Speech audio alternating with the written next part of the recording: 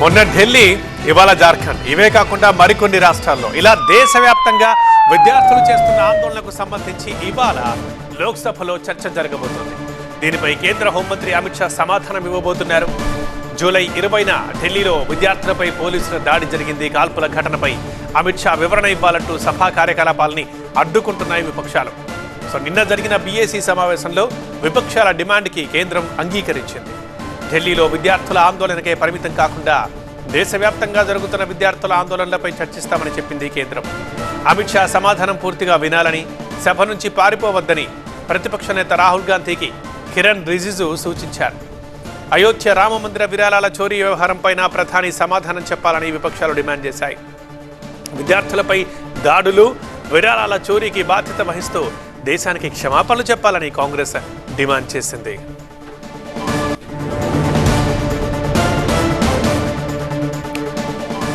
ప్రతిపక్షాలకు పోటీగా NDA banner rally తీస్తోంది. రాహుల్ గాంధీ పారిపోవద్దంటూ ఎన్డీఏ ఎంపీలు ర్యాలీ చేస్తున్నారు. అమిత్ షా సమాధానం పూర్తిగా వినాలంటూ నినాదాలు ఇస్తున్నారు. ఇన్ని రోజులు అమిత్ షాకు వ్యతిరేకంగా ఇండి కూటమి ర్యాలీ తీసింది. ఇప్పుడు రాహుల్కు వ్యతిరేకంగా ఎన్డీఏ ఎంపీలు నిరసన వ్యక్తం చేయబోతున్నారు.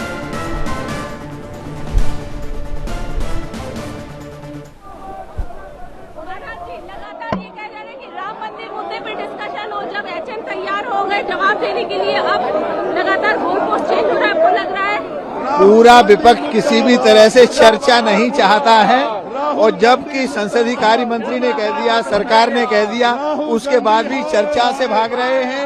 और छात्रों का जहां तक मामला है तो उनकी जंतर मंतर के लिए नीति अलग है और झारखंड के लिए अलग है। गांधी जवाब दो, दोहरा मापदंड है, दोहरा मापदंड। राहुल गांधी सदन से भी भाग रहे हैं और झारखंड के बच्चों पर हो रहे लाठी चार्ज पर चुप हैं। देश राहुल गांधी की दोहरी नीति को देख रहा है। राहुल गांधी को सदन में आकर जवाब देना चाहिए। क्या कहेंगे? राहुल गांधी के दोहरे मापदंड, राष्ट्र विरोधी गतिविधियों को शामिल किया जाएगा।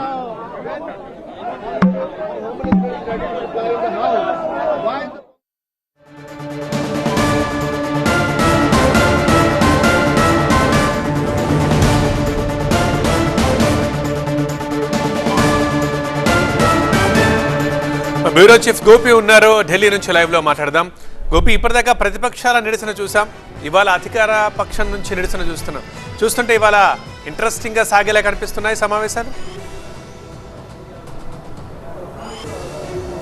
ఎస్, ఖచ్చితంగా పార్లమెంట్లో ఈరోజు ఒక బిగ్ డే అని చెప్పాల్సి ఉంటుంది. పార్లమెంట్ వర్షాకాల సమావేశాలు ప్రారంభమైన నాటి నుంచి కూడా విపక్షాల ఆందోళన మనం చూసాము. ఈరోజు ఎన్డీఏ పక్షం ఆందోళన నిర్వహిస్తోంది. ప్రస్తుతం ఏదైతే విద్యార్థుల ఆందోళనకు సంబంధించి కేంద్రం చర్చకు సిద్ధంగా ఉందని చెప్పి నిన్న ప్రకటించడం జరిగింది. సో ఈ చర్చ నుంచి రాహుల్ గాంధీ పారిపోవద్దంటూ ఎన్డీఏ ఎంపీలంతా కూడా ప్లకార్డులు, బ్యానర్లతో ఇటు పార్లమెంట్ లైబ్రరీ భవనం నుంచి నూతన పార్లమెంట్ భవనం ఇటు మకర ద్వారం వరకు కూడా మార్చ్ నిర్వహించడం జరిగింది. పార్లమెంట్లో ఇటు ఎన్డీఏ మంగళ్ మిలాన్ సమావేశం అనంతరం ఈ నిరసన కొనసాగుతోంది. ఖచ్చితంగా విద్యార్థుల అంశాలకు సంబంధించి ప్రభుత్వం చర్చకు సిద్ధంగా ఉంది. కేంద్ర అమిత్ షా అన్ని విషయాలకు కూడా సమాధానం ఇస్తారు. ఈ సమాధానాన్ని ముఖ్యంగా అడ్డుకోవడం కానీ, చర్చ నుంచి పారిపోవడం కానీ చేయొద్దు, పూర్తిగా ఈ చర్చను సమగ్రంగా వినాలి అని చెప్పి ఇటు పార్లమెంటు వ్యవహారాల మంత్రి కిరణ్ రిజిజు కానీ, కేంద్ర మంత్రి జేపీ నడ్డా కానీ నిన్న రాహుల్ గాంధీకి సూచించడం జరిగింది. సో అందులో భాగంగానే ఈరోజు పార్లమెంట్ ఆవరణలో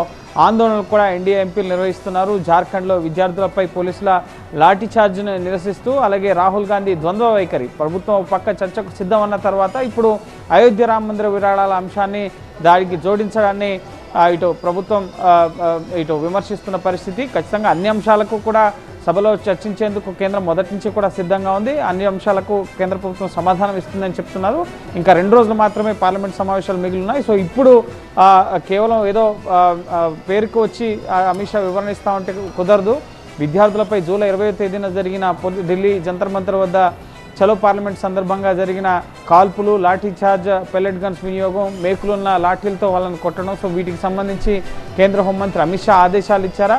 ఆదేశాలు ఇస్తే దానికి బాధ్యత తీసుకోవాలంటున్నారు. అలాగే ఒకవేళ ఆదేశాలు ఇవ్వకపోతే ఆయన అసమర్థుడుగా మిగిలిపోతారని చెప్పి కూడా రాహుల్ గాంధీ చెప్తున్నారు. అలాగే ఈ అయోధ్య రామ మందిర విరాళాలు, ఈ విద్యార్థులపై దాడికి సంబంధించి దేశానికి క్షమాపణలు చెప్పాలన్నది కూడా కాంగ్రెస్ ప్రధాన డిమాండ్గా ఉంది. సో ఇప్పుడు ప్రభుత్వం చర్చకు ఓకే.